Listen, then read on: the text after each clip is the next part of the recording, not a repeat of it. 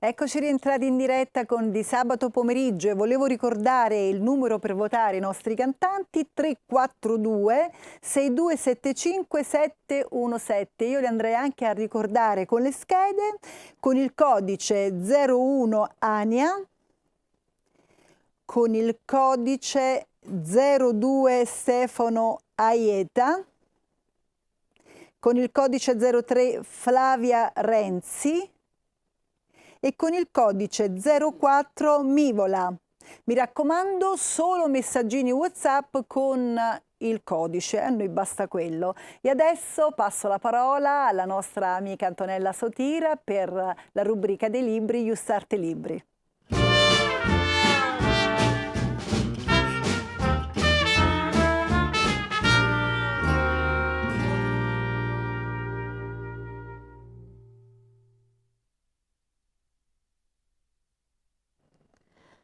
Buon pomeriggio e ben trovati al nostro ponte di libri fra terre e uomini di valore. Oggi 4 novembre è la festa dell'unità nazionale e vogliamo ricordare un libro che ha concorso con noi nel 2019, che è il libro Il fango, la neve, il marmo di Alberto Adotti, che rende omaggio a questa data e al fatto che nel 1921, quando fu istituita questa festività nazionale, che oggi è invece una solenne cerimonia civile, ci fu uno dei militi ignoti portati tra gli 11 scelti italiani morti in Aquileia, venne deposto nel sacello dell'altare della patria. Per me oggi è una giornata importante perché era il compleanno di mio padre, che era orgoglioso di essere nato in questa giornata che riguardava la fine della guerra e ci portava spesso ad omaggiare questo milite ignoto davanti all'altare della patria, presso il quale aveva fatto servizio militare. Direi che oggi è una giornata che ci consente di ringraziare per il fatto di essere in un paese senza la guerra e di auspicare la pace nei paesi che invece purtroppo stanno vivendo questa tragedia. Sono qui con una figlia fortunata perché la scrittrice che ospitiamo oggi, Domitilla Calamai, è una figlia che ha avuto la fortuna di scrivere una saga familiare di grande successo insieme al suo papà. Ecco a voi Domitilla Calamai, giornalista, scrittrice, esperta anche di cinema, ma addirittura uno dei suoi primi romanzi è già diventato un film subito dopo e forse anche questa famosa saga familiare dei De Mensa diventerà un film. Domitilla, come nasce questa idea di scrivere a quattro mani, non tanto di scrivere la saga familiare, perché tutti noi abbiamo delle storie familiari che ci piacciono, che ci consentono di risalire un po' nel tempo rispetto alle nostre origini, però la scrittura a quattro mani è insolita, difficilissima, anche perché spesso i rapporti con i padri non sono sempre pacifici, insomma. Beh, la scrittura a quattro mani, soprattutto in un romanzo storico, e questa trilogia è ambientata tra la fine del 400 e il 1535, quindi siamo proprio a cavallo di due secoli molto lontani da noi e quindi sono dei romanzi storici a tutti gli effetti e può essere molto invece importante e utile perché è un romanzo ma deve essere impeccabile, deve essere perfetto da un punto di vista storico. Quindi diciamo che noi ci siamo suddivisi il lavoro con un'attenzione particolare a individuare dei temi, delle tematiche e poi però a costruire il romanzo come un'architettura. Quindi non è stato così complicato, ce lo siamo un po' creato noi questo metodo. Devo dire che io sono fortunata perché ho un padre che purtroppo non è qui con noi oggi, ma è vivo, insomma, sta bene, sì, sì. Molto simpatico. Dobbiamo invitarlo allora. È molto brillante, ma soprattutto è una persona con cui è facile intendersi, perché entrambi abbiamo sempre avuto a cuore il lettore e il fatto di scrivere una storia che avesse un interesse. Una storia che parte da un documento, da documenti che sono nella tua famiglia, sì, che sì, parte da cioè la saga riguarda proprio dei tuoi avi. Assolutamente sì, è per questo che poi ci siamo trovati a scriverla insieme, perché mio padre da Madrid mi chiamò dicendo ci sono queste cose, questi documenti di famiglia, questi testi, c'era anche un libro Mi piacerebbe molto approfondirli. Io avevo già scritto dei libri, lui pure, però aveva scritto dei saggi, quindi saggistica è un'altra cosa. Dammi una mano, io all'inizio ero un pochino perplessa e poi, come succede nella vita, ci siamo appassionati. Ti sei fatta convincere. Sì, e quindi da uno, poi un secondo e poi un terzo e ora... Mentre noi parliamo scorrono le immagini delle copertine di questi 3 famosi libri, quello che oggi presentiamo è l'ultimo, quello che dovrebbe chiudere, no? Perché poi quasi sempre si dice è l'ultimo, però non si sa. Il Corsaro ebreo, Sì. che ricorda un po' Salgari, il Corsaro nero, questa avventura, no? Questo sapore avventuroso che però nel romanzo qui ovviamente è di tutt'altro genere rispetto alle avventure caraibiche raccontate da Salgari, che però è un romanzo attualissimo. Ma fermiamoci un attimo perché noi vogliamo farti una sorpresa, omaggiarti con una canzone di Nino Buonocore, perché lo scoprirai tra poco. Grazie. Maestro Alex Baravano. E se non avrei da dire niente di particolare, non ti devi preoccupare, io saprò capire. A me basta di sapere che mi pensi anche un minuto, perché io so accontentarmi anche di un semplice saluto. Ci vuole poco per sentirsi più vicini, scrivimi. Grazie maestro, grazie. Questo è un applauso meritatissimo.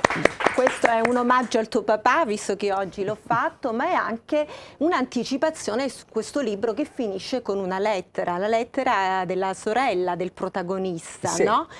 Allora mi chiedevo, nelle saghe familiari sono corali, ci sono tantissimi personaggi, nella costruzione dei personaggi, no? Alcuni realmente esistiti, altri ovviamente verosimili, no? Perché poi effettivamente questa pirateria, questo pirata, questi corsari c'erano.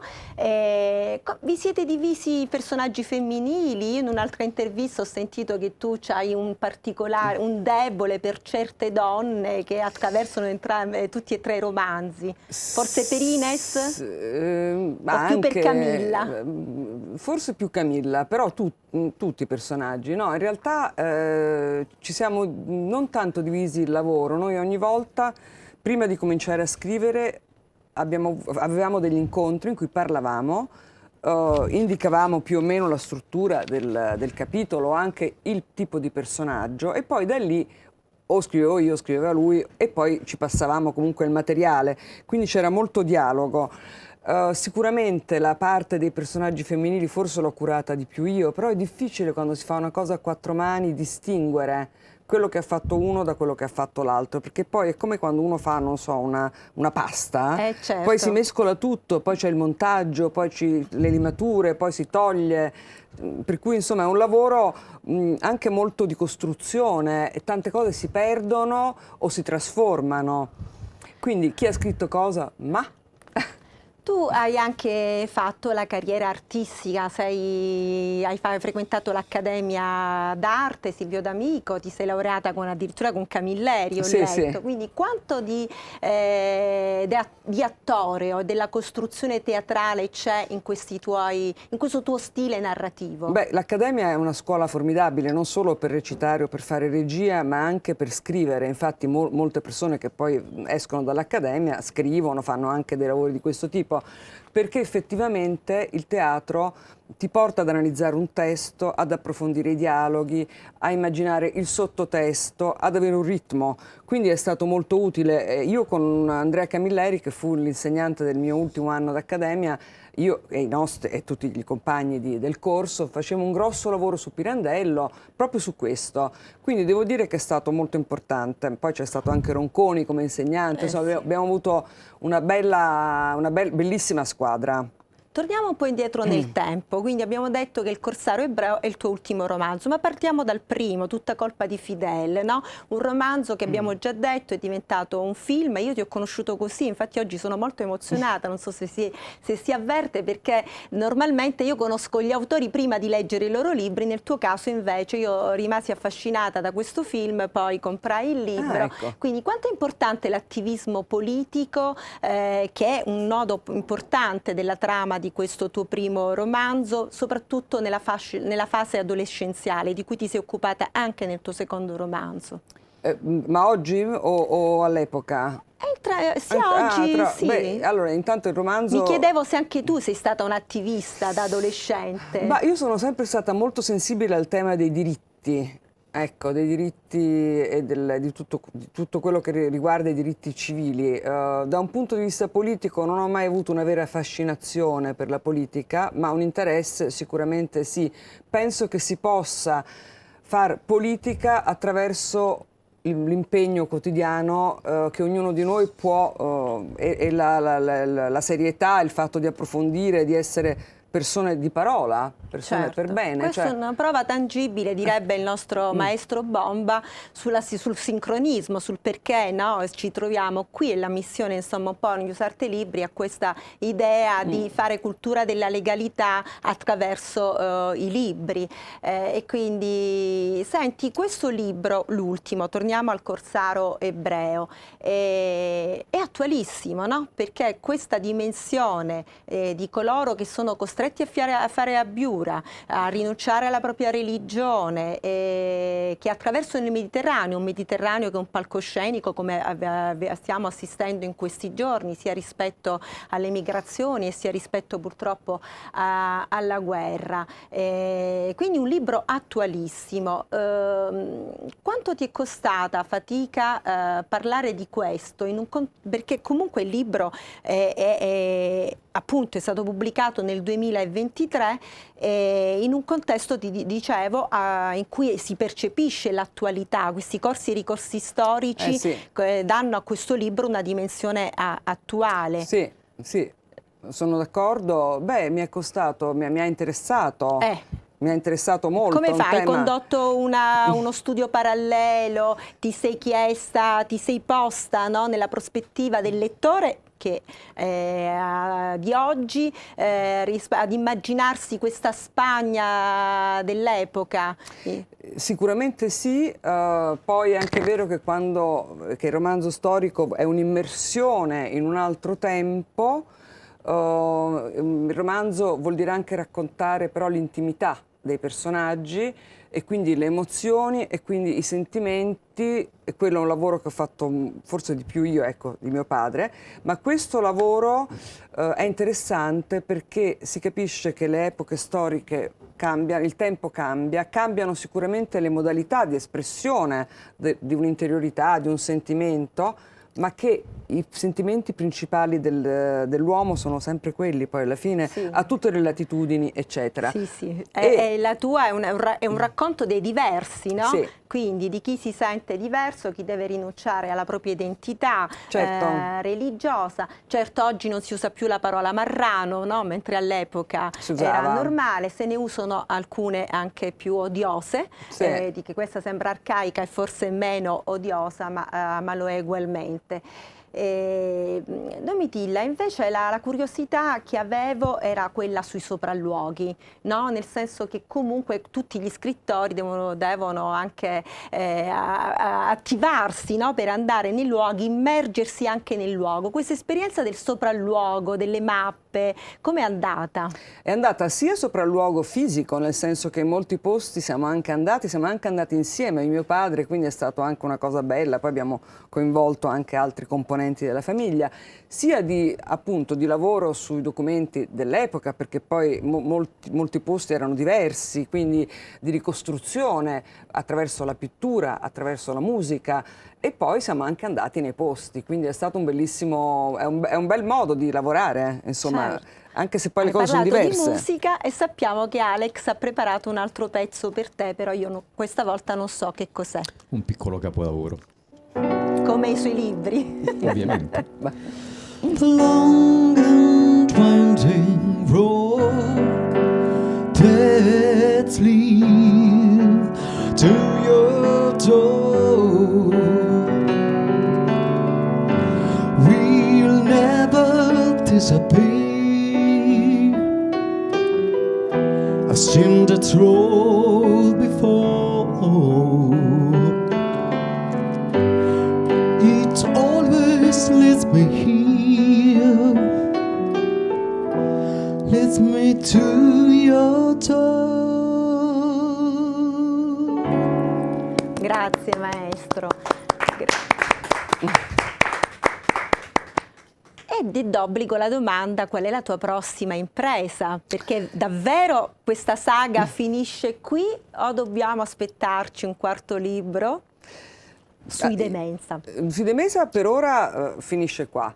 Io sto lavorando a un altro libro che è una storia d'amore, quindi completamente diversa, una storia di oggi. Infatti le canzoni sono molto adatte, non poteva saperlo, ma in realtà c'è tutto questo discorso sul fatto di un sentimento d'amore che viene messo chiuso dentro un cassetto per tanto tempo e poi si riapre questo cassetto e succedono delle cose. Quindi è una storia completamente diversa, molto più intimista. E qui a chi ti sei ispirata? Beh, uno secondo me anche quando scrive di fantascienza scrive di qualcosa che... Lo ammetti, qualcosa che ti riguarda? Beh, qualcosa che certo che ci riguarda e credo che in questo momento della mia vita, perlomeno, ma penso che sia una cosa molto comune, avere, diciamo, un contatto con la parte più intima e profonda sia molto importante per andare avanti bene tutti i giorni. Tu ti sei occupata anche di cinema, Sì. quindi hai scritto per il cinema. Che cosa ti aspetti dal cinema italiano? Stiamo vivendo un bel momento come Sì, cinema italiano, no? assolutamente. Quindi, anzi, in questi giorni c'è la festa del Sì. cinema a Roma. Cosa ti aspetti? Ti aspetti veramente che la saga diventi un film, diventi una serie? Questo non lo so perché i rapporti tra Italia e Spagna da un punto di vista produttivo sono piuttosto ferraginosi, mentre tra Italia e Francia sono molto più antichi e molto più fertili. Quindi questo dipenderà un po', perché questo effettivamente sono dei libri che si svolgono tra la Spagna, l'Italia, il Nuovo Mondo e anche le Canarie e un po' d'Africa. Quindi insomma quindi una produzione abbastanza ricca. Sì, esatto. Quindi sì, sicuramente è più difficile. Ma tu ti sei mai cimentata nella scrittura di un vero e proprio copione? No, ho partecipato a degli sceneggiati, sì, si sta lavorando però erano tante puntate divise tra tanti sceneggiatori in passato, quindi insomma non un copione dall'A alla Z, no. Ho collaborato a quello che fece dal mio libro. È sì. ovvio, come il grande Camilleri che ovviamente collaborava anche lui. Vedo arrivare la nostra ospite, che è la nostra padrona di casa, che anche lei come me ha aderito all'idea, tornando all'impegno civile, visto che questo novembre, la prima puntata del mese di novembre, abbiamo deciso di indossare le scarpe rosse. Vedi, io non lo sapevo, l'ho fatto a prescindere. Sì, perché sei un sincronismo Esatto. e quindi per ricordare purtroppo questo mese che è il mese in cui c'è anche questa solennità, questa ricorrenza della lotta alla violenza femminile. Diciamo una brutta ricorrenza ma necessaria, perché purtroppo se non se ne parla, questo è il modo in cui appunto, in qualche modo si possono evitare, bisogna parlarne. Non so se posso suggerire. Suggerisci. Noi eravamo venuti qua in realtà zitti, però tu hai detto che no, perché io mi sento e quindi ci hai buttato a capofitto qua dentro. Io però ho va buttato, bene. ovviamente. Dai. No, pensavo di suggerire, visto che abbiamo comunque un bel pubblico grazie ai nostri cantanti, ma anche grazie ai nostri ospiti, tantissime persone hanno cliccato, ci hanno chiesto, sapendo che c'era Domitilla, che è una scrittrice molto amata, direi di chiedere al nostro pubblico di mandarci un po' di foto delle loro scarpe rosse in questo mese. Magari, chissà, mentre guardano la TV è un modo per simboleggiare la nostra vicinanza a tante donne. Quindi, allora, vi consiglio Il Corsaro Ebreo. che è un libro, nonostante faccia parte di una saga, diciamolo, che si può leggere anche senza aver letto i precedenti, ma ovviamente il contagio è d'obbligo e quindi sarete costretti a prendere anche gli altri due, più che costretti, piacevolmente incatenati a queste pagine. Grazie a Domitilla Calamai, Grazie. al prossimo sabato, buona lettura a tutti. Grazie Domitilla, grazie Grazie a Antonella. Noi siamo invece, ci spostiamo da questa parte dello studio con i miei amici che ho fatto arrivare così in anticipo, erano le 15 quando i nostri ragazzi hanno incominciato con il contest Io Canto e avevamo detto dopo l'esibizione, dopo tutte le nostre rubriche, parliamo dei vostri impegni e poi dopo io vi voglio con me nella fase finale della votazione. Ma tu ci vuoi con te sempre, di Tu la lo verità. sai perché noi abbiamo avuto un trascorso assieme, io e il nostro caro Pietro Vanessi, ribattezzato Piero oggi, non so chissà perché. come mai, ma Piero Vanessi. Piero, bah. Piero Vanessi. E Daniele Blando sono qui con me, insomma, appunto per raccontarmi di un loro progetto, tuo soprattutto, e sì, poi lui suo ti soprattutto. purtroppo Esatto. ti deve sopportare. Ok. Vuoi che mandiamo un video e poi ne parliamo? Ma sì, Ti mandiamo va? questo Mandiamo video, così un mi preparo. contributo dalla Andiamo il regia. video, un contributo. E che tu possiedi personalità, una personalità dolce, personalità, guardi, personalità, ridi, personalità, baci, personalità, per questo hai rubato il cuore, è vero, son pazza d'amor per te, mi pazza son di te, possiedi una dolce, guardi, ridi, baci. Noi stiamo Noi ballando. stavamo andando. Nemmeno a tempo. Esatto. Dimmi che questa canzone la copiate da me, perché io quando metto le storie No, metto sempre questa canzone. è una storia ispirata proprio è nata uno, quasi nessuno, prima la 100, canzone. 1000. Esatto, uno, nessuno, 100.000, Staccato. che non è una citazione se non proprio di sguincio del grande Luigi Pirandello, ma in qualche modo affronta il tema della multipersonalità in una storia, in una specie di commedia, quindi scritta da me e anche diretta, dove si parlano appunto di questa problematica che è molto vicina ai nostri tempi, dove siamo tutti connessi, sconnessi. Siamo tutti uno, nessuno 100.000, quello Siamo pure tutti o prima. nessuno, abbiamo Anche tirato prima. fuori e sviluppato delle multipersonalità dietro questo schermino. Siamo a volte stronzi, a volte simpatici, a volte ci inteneriamo davanti ai reels, le storie, i vari post, a volte ci viene anche noi di scrivere la frase e subito un minuto dopo siamo quelli che fanno la cita. Quindi siamo veramente tutti un po' psicopatici. Questa è la storia di uno particolare. E hai scelto Daniele come protagonista perché Cercavo un attore che potesse interpretare non uno o due o tre, quattro personaggi. Psicopatici, ma ma psicopatici, tanti. ma tanti. Un gruppo? Un, Tanti, un quantificati. livello di psicopatologia grave, gravissimo, come viene detto, dove questo personaggio, diciamo, interpreta quasi 14 personaggi, tutti nella stessa scena e nello E stesso... io manderei anche subito il secondo contributo dalla regia. Esatto. Che ce la paura. facciamo coi tempi, siamo proprio un po' stretti, però ce la facciamo. Possiedi No, ma che fate voi? Venite a teatro a vederci, ci divertiremo, faremo uno spettacolo veramente magnifico. Uè, figa ragazzi, tutti in fase A, mi raccomando, tutti al teatro Agnello, zitti! Lo dico io. Oh. Allora ragazzi, al teatro Agnello vi aspettiamo, io e tutti gli altri, ok? Ciao!